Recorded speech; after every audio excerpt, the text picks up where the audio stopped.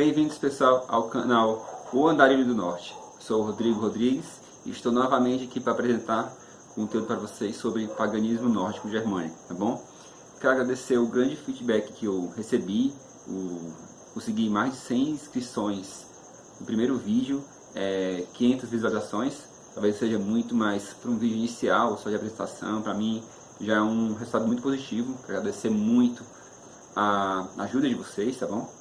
E que vamos em frente, né? Que continuemos assim. Então, assim, é um vídeo mais de desconstruir alguns estereótipos, né, que já derrubaram há muito tempo, ou alguns mais recentes, mas a maioria já foram derrubados há muito tempo, mas que continuam sendo reproduzidos por aí, de maneira, assim, né, empiricamente, né, de maneira do senso comum, como se possa falar assim, né, para poder adentrar em assuntos mais profundos, mais analíticos, e pela introdução, pelo começo, né? E tem muita coisa sendo repercutida por aí que não é verdade.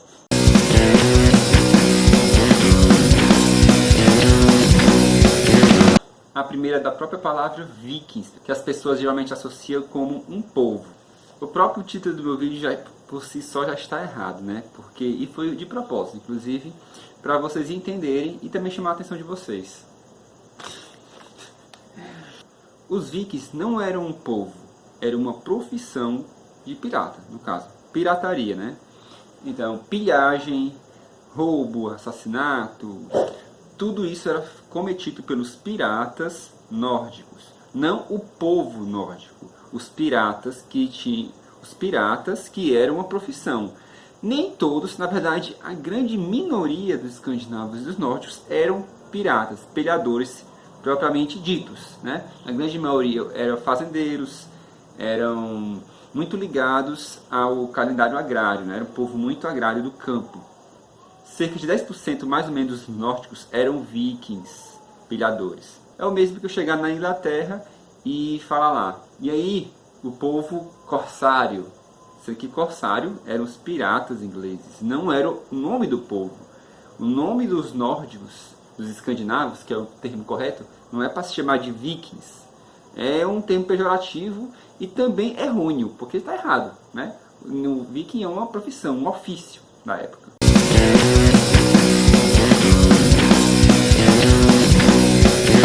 Outra informação é sobre a aparência. Vamos lá, falar primeiro sobre a limpeza deles. Falam que aquela ideia, né, de bárbaros, que os vikings e os povos escandinavos, nórdicos, eles eram sujos, eles não tinham higiene, né, muito produzido em filmes, né, quando na verdade eles eram muito, mas muito higiênicos. Eles realmente se preocupavam muito com a aparência.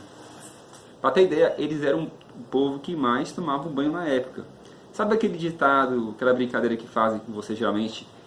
Ah, fulano só toma banho dia de sábado.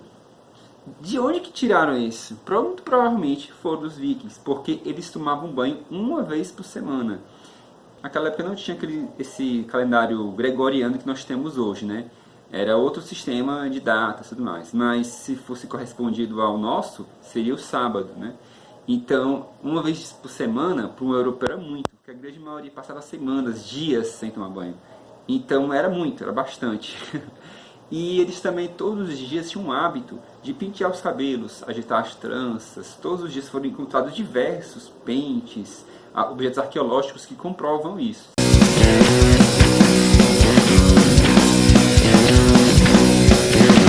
O terceiro ponto que eu quero falar é sobre esse conceito de raça pura, que muita gente perpetua por aí, certo? Vamos lá. Sim, o ideal de beleza nórdico, como as pessoas gostam de falar, né? Tipo, fulano tem uma beleza, parece um nórdico, um loiro, ou a loira, de olhos verdes, azuis, branco. Tudo bem, realmente os nórdicos tinham essa ideia de beleza, o loiro. Mas eles por si só não eram, por grande parte, loiros não, viu? Existiam muitas tribos e muitos clãs na organização germânica da coisa. Existiam várias tribos.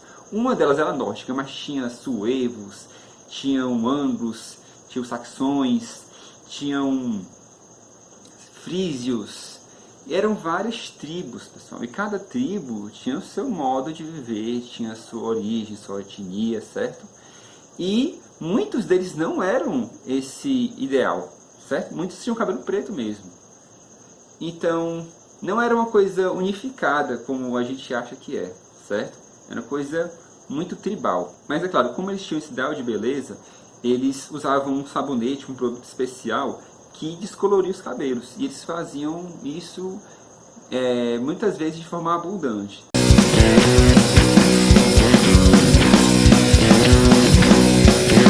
O outro ponto que eu quero falar é sobre a fé, a religião deles. Muita gente fala, inclusive no seriado que estreou há pouco tempo na Netflix chamado Ragnarok, fala que Asatru é a religião dos vikings. Era assim mesmo? Não, não era, certo? Asatru é uma religião moderna, recriada e baseada na fé deles, mas não é nem de perto, certo? A religião dos nossos vikings, até porque o conceito de religião deles era muito diferente do conceito que nós temos atualmente. Era uma coisa muito descentralizada. Cada tribo tinha uma forma, tinha um deus particular, um cultuava mais Thor, outro era mais Freya, outro era mais Odin. Cada um tinha os seus ritos diferentes. Não é uma coisa centralizada, bonitinha, como a gente chega lá, Asatru, é desse jeito. Não, não tinha, até porque era uma cultura oral. E não tinha um nome. Como eu falei no vídeo anterior, na apresentação, eles chamavam disso depois da cristianização, né? Como nem todos eram cristianizados, ainda tinha aquela galera roots que queria continuar na fé antiga, dos deuses antigos, eles chamavam a religião deles de Fornsöder, o caminho antigo. Mas mesmo assim não é uma religião como a gente conhece hoje não, viu pessoal? Isso é uma coisa que eu vou explicar melhor em outros vídeos.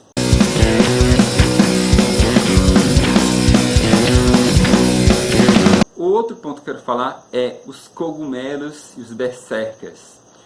Tem muito aquele imaginário, naquele estereótipo que os berserkers, né, os guerreiros furiosos, que quando entravam em batalha tinha uma fúria muito grande, um êxtase muito grande, e um só berserker levava 20 soldados de uma vez. Existem muitas histórias a respeito deles, né?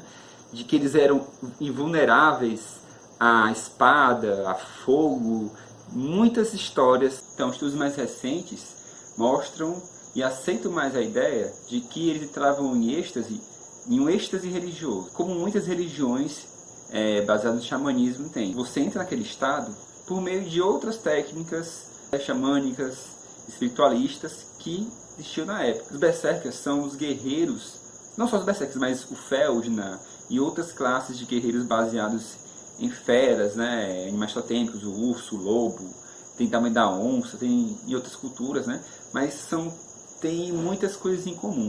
Eles entravam nesse estado através de técnicas xamânicas, que hoje já se conhece algumas. Eles eram guerreiros de elite de Odin.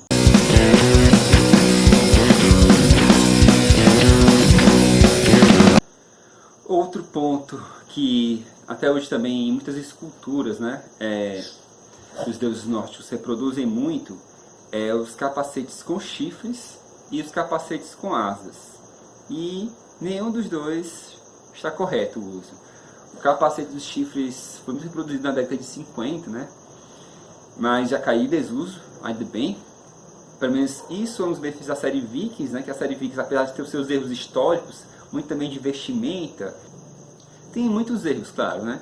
Mas pelo menos aquilo ali, como material de mídia, é o mais próximo da realidade que nós temos hoje em relação à cultura viking, né? E essa série também ajudou muito a desmistificar alguns estereótipos. A ideia do capacete com asa dos deuses veio de Richard Wagner, que foi um compositor de orquestra alemão.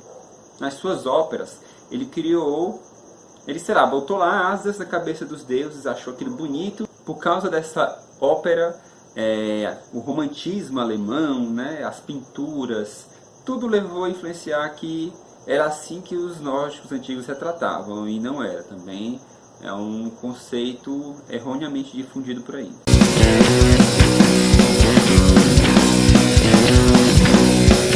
Um outro ponto também é específico sobre o deus Thor. né? O Deus guerreiro, que o pessoal só lembra geralmente como um Deus que luta, que guerreia, né? Que é feroz. Como na verdade também ele é um Deus das chuvas, dos trovões, dos raios, consequentemente Deus da fertilidade, certo? Ele era o Deus preferido dos fazendeiros, né? Que queriam melhores colheitas e cultuavam ele.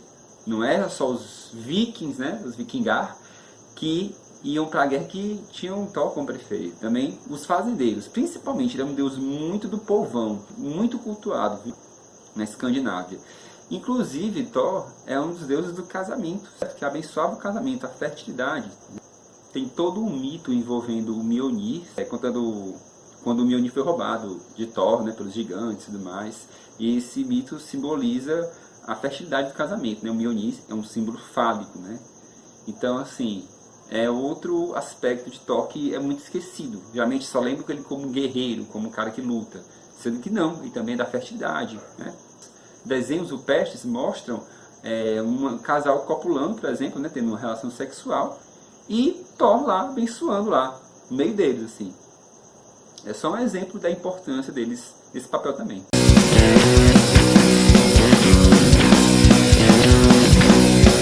O penúltimo ponto que eu quero falar é sobre os funerais, os enterros. Tinham mais de 50 tipos de enterros dos nórdicos. Não era só, né, a pessoa morria, né, como mostra na série Vikings, a pessoa morria, ia um monte de gente lá no navio, botava um monte de coisa, queimava o navio com uma flechada.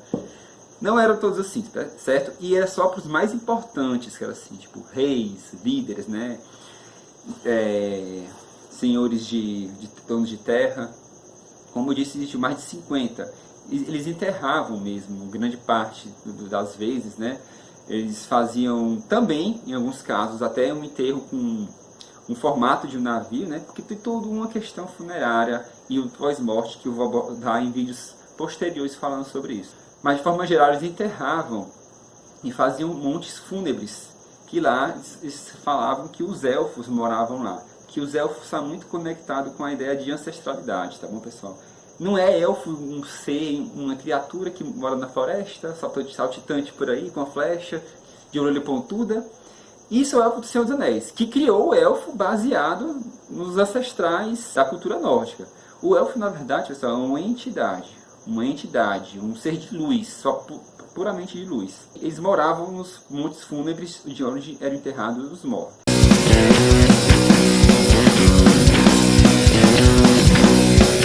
Para finalizar com chave de ouro, com o número 9, porque 9 é um número sagrado na mitologia nórdica, na cultura nórdica. Você vai ver muito 9. Para fechar, vamos falar. O hidromel é a bebida mais consumida entre os nórdicos, né? Na verdade, pessoal, a bebida mais consumida entre os escandinavos era a cerveja mesmo, tá bom? O hidromel é feito de mel. O mel é caro, muito caro. Não tem como sair dando a roda de hidromel para todo mundo assim. A bebida mais comum mesmo eram cervejas e cidras naquela época. E eles bebiam cerveja como se fosse água. E literalmente falando mesmo, porque a água não era potável, não era muito confiável beber, certo? Então podia pegar muitas doenças bebendo água comum. Então, por mais hoje em dia seja contraditório de falar, era mais saudável beber cerveja do que beber água. Então eles bebiam realmente no dia a dia mesmo, né, para matar a sede e tudo mais, porque era fermentada, tinha mais cuidados do que a água normal. Bom, eu espero que vocês tenham gostado do conteúdo. Se inscrevam no canal, ativem o sininho para não perder as notificações. Deem like, comentem, tá bom, pessoal? Que isso ajuda o vídeo a ficar relevante na plataforma. Eu sei que tem muito canal bom aqui no YouTube sobre Asatru, sobre paganismo nórdico, mas a maioria, infelizmente, está parado. E muitos ficam sem ter conhecimento, sem poder aprender mais, né? Até abandonando a fé por falta de suporte. Então peço que vocês mostrem aos amigos de vocês, compartilhem nos grupos e ajudar a fortalecer a fé, que esse é o objetivo que eu estou fazendo aqui para vocês. A gente fique unido e sempre dando suporte um ao outro. Então é isso aí, que os deuses fiquem com vocês. Um grande abraço e tchau, tchau.